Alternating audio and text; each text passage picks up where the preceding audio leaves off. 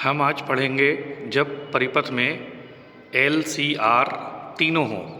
L यानी inductance, सी capacitance और are resistance. तो किसी भी अल्टरनेटिंग सर्किट में प्रत्यावर्ती धारा परिपथ में जब एल सी और आर तीनों होते हैं तब क्या होता है, हमें उसकी प्रतिबाधा ज्ञात करना है। बहुत इंपॉर्टेंट क्वेश्चन है, ये आपको करना है और ये पेपर में अक्सर पूछा जाता है। ये एक प्रत्यावर्ती धारा परिपथ दिखाया गया है जिसमें एल, सी और आर तीनों हैं। एल इंडक्टेंस के सिरों के बीच जो विभवांतर है वो वी एल है। कैपेसिटेंस इसके सिरों के बीच विभवांतर वी सी है और रेजिस्टेंस के सिरों के बीच विभवांतर वी आर है। तो जब परिपथ में इंडक्टेंस होता है तब वी एल और वी आर धारा आई ये दोनों के बीच कलांतर 90 डिग्री होता है, यानी वोल्टेज वी एल धारा आई से कला में 90 डिग्री अग्रगामी होता है। यह हमें दिखाई दे रहा है, वोल्टेज वी एल धारा आई से कला में 90 डिग्री अग्रगामी है। जब संधारित्र होता है यानी धारिता होती है तब वोल्टेज वी सी धारा आई से कला में 90 डिग्री पश्चगामी होता है, यानी वी एल और वी सी इन दोनों के बीच में जो कलांतर होगा वो 180 डिग्री होगा, यानी इनका परिणामी विभवांतर वी एल और वी सी का ये होगा वी एल माइनस वी सी। इसमें से जिसका मान अधिक होता है उसमें से छोटे वाले मान को घटा देते हैं। और परिपथ में अगर केवल प्रतिरोध होता है तो वोल्टेज वी आर और धारा आई ये दोनों समान कला में होते हैं।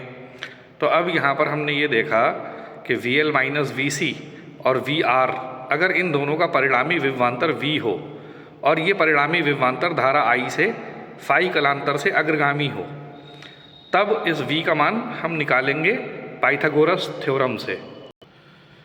पाइथागोरस थ्योरम कहती है कर्ण का स्क्वायर बराबर होता है आधार का स्क्वायर प्लस लंब का स्क्वायर। तो V square is equal to हो जाएगा V R square plus V L minus V C का होल स्क्वायर। अगर हम स्क्वायर हटाएंगे तो यहाँ पर अंडर रूट आ जाएगा V R square plus V L minus V C का होल स्क्वायर। अब इस फॉर्मूले में V R is equal to होता है आई इंटू आर के, V L is equal to होता है आई इंटू एक्स एल, ये एक्स एल प्रेरण प्रतिघात कहलाता है, और वी सी का मान बराबर होता है आई इंटू एक्स सी के, ये एक्स सी ये धारितीय प्रतिघात कहलाता है, कैपेसिटिव रिएक्टेंस और ये इंडक्टिव रिएक्टेंस। वी आर की जगह हम मान रख दें आई इंटू आर, वी एल की जगह आई इंटू एक्स एल और वी सी की जगह आई इंटू एक्स सी, इसका स्क्वायर हो गया। आई दोनों जगह है, यहाँ से हमने कॉमन ले लिया स्क्वायर, अंडर रूट से बाहर निकाल लिया, आई बाहर आ गया, under root R square plus X L minus X C का होल स्क्वायर। नेक्स्ट स्टेप में हमने कर दिया V upon I is equal to R square plus X L minus X C का होल स्क्वायर।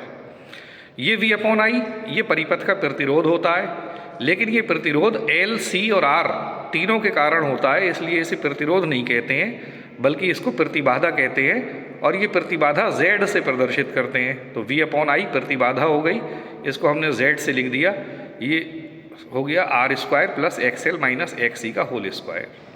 अब ये एक्स एल ये बराबर होता है ओमेगा एल के और एक्स सी की वैल्यू 1 अपॉन ओमेगा सी होती है। तो Z इज इक्वल टू हो गया R square plus omega L minus 1 upon omega C का होल स्क्वायर। अगर कोई क्वेश्चन हमें दिया हुआ है, पेपर में कोई क्वेश्चन आता है न्यूमेरिकल, तो उसकी प्रतिबाधा निकालने के लिए ये फार्मूला इस्तेमाल किया जाएगा। ओमेगा इज इक्वल टू होता है 2 पाई एफ, तो हम इससे इसकी फ्रीक्वेंसी भी निकाल सकते हैं। अब ये जो परिणामी वोल्टेज है, ये परिणामी वोल्टेज धारा आई से फाई कलांतर अग्रगामी है। एल, सी और आर इन तीनों का परिणामी वोल्टेज है ये। तो वी और आई के बीच अगर कलांतर फाई है तब tan phi is equal to क्या होगा, लंब बटे आधार होता है, तो लंब हो जाएगा V L minus V C और आधार है वी आर, तो V L minus V C upon V R. V L की वैल्यू लिख दी आई इंटू एक्स एल और वी सी की वैल्यू लिख दी आई इंटू एक्स सी, और वी आर का मान आई इंटू आर के बराबर है। आई ऊपर से कॉमन लेकर नीचे कैंसिल हो गया, तो tan phi is equal to हो गया X L minus X C upon R, और एक्स एल की जगह ओमेगा एल लिख दिया, एक्स सी की जगह 1 अपॉन ओमेगा सी लिख दिया। तो ये टेन फाई की वैल्यू आ गई omega L minus 1 upon omega C upon R. इस फॉर्मूले से हम वोल्टेज V और धारा I के बीच कलांतर निकाल सकते हैं। तो हमने प्रतिबाधा का फॉर्मूला देखा यहाँ पर और ये कलांतर का देखा। LCR सर्किट में हम इन दोनों की वैल्यूज़ निकाल सकते हैं। बहुत इंपॉर्टेंट क्वेश्चन है, इसको आप लोग बहुत ध्यान से करिए।